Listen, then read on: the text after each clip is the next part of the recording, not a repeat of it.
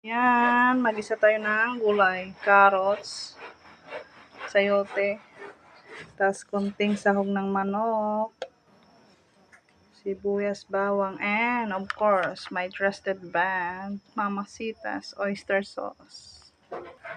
Minit na yung ating mantika, igisa na natin tong bawang, then sibuyas. Igisa na natin tong manok. Sangkutsa lang natin tong manok muna natin. Sin, then powder na paminta.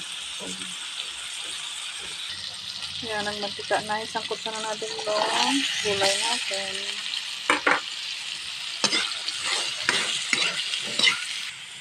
Lagay na natin tong oyster para masarap yung ating ginisang gulay. Then, lagyan natin ng kunting tubig lang para maluto ang ating gulay. Yan.